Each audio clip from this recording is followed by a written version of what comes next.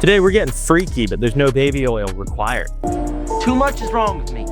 We're talking about factory freaks, cars that made way more power than advertised. Car manufacturers love to play games when it comes to horsepower numbers, whether it is for insurance reasons, whether it is for regulatory loopholes, or to avoid stepping on another car's sales. Some cars ended up being way more powerful than what they advertised. And today, that's what we're talking about. These factory freaks have become legends in the automotive world, not because of what was promised, but because of what was actually delivered. Today, we're going deep into the world of underreported horsepower. These cars were sandbagging hard. And if you were lucky enough to own one, you got a car that punched way out of its weight class. So before we get into the specific cars, let's talk about why. Why would automakers lie about horsepower numbers in the wrong direction in the first place? Insurance costs is the big one here. In the 60s and 70s, horsepower numbers meant sky-high insurance premiums, making cars harder to sell. Now, regulations. Some markets had strict emissions and power output regulations. Let's talk Japan. In the 90s, Japan had this gentleman's agreement limiting all cars to 276 horsepower. So, obvious reason there.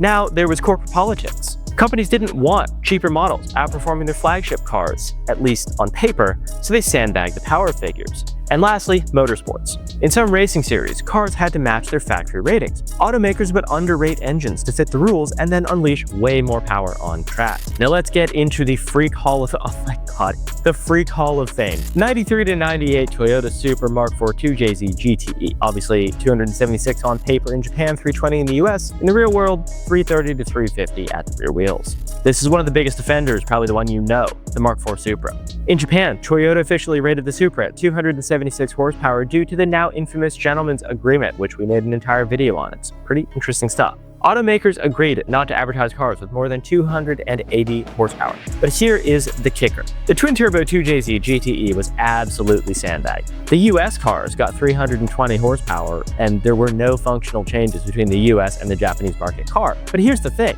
Bone stock Supras put down closer to 330 to 350 at the wheels, meaning 20% drivetrain loss, you are looking at like 370 to 400 horsepower, right? Toyota knew exactly what they were doing here, and they were doing a good job of it. Now next up, one of my favorite cars ever, the Buick GNX. 276 horsepower on paper, but in the real world it made over 320. It was a car built purely to intimidate, and Buick didn't try to hide it. This car came with a 3.8-liter turbocharged V6 that made 276 horsepower, but everyone knew that number was a joke. Buick didn't want the GNX stepping on the toes of the Vet, so they downplayed its power figures. Real-world dyno tests of bone stock cars put it closer to 300 to 320 horsepower. It was so quick that car and driver clocked at 0 to 60 in 4.6 seconds, making it faster than its contemporary Ferrari Testarossa. Now, another favorite car on this list, the 03 to 04 Cobra, the Terminator. Advertised as 390 horsepower, but in the real world making north of 450. The Terminator was advertised as a Corvette killer, and they were not subtle about it. The supercharged 4.6-liter V8 was rated at 390 horsepower, but that number was total BS. Dyno tests showed that most Cobras made closer to 420 to 450 horsepower. Ford likely underrated it to keep this from stealing sales of the Ford GT supercar, which was rated at 550 horsepower but cost significantly more. Tune and pulley your Terminator and you are north of 500 horsepower. Then we got the 91 to 99 Mitsubishi 3000 GT VR4 Dodge Stealth RT twin turbo. What a mouthful, right?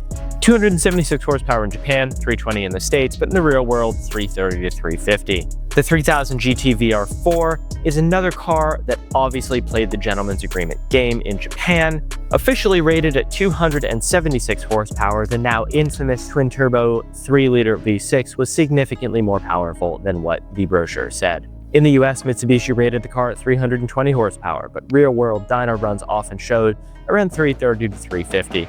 This car is super cool. We did a whole video on it. It's got active aero, all-wheel drive, four-wheel steering. The 3000 GT was way ahead of its time and more capable than its competitors expected. Now, an interesting one, the 08 to 13 Nissan GT-R advertised 480 horsepower. In the real world, made over 500 or considerably less. The VR38 DETT was a hand-built motor, and Nissan advertised saying it made 480 horsepower. But anyone who's driven one knows that was purely PR spin. Here's the challenge though. Some GT-Rs were super healthy and made like 525 at the tire.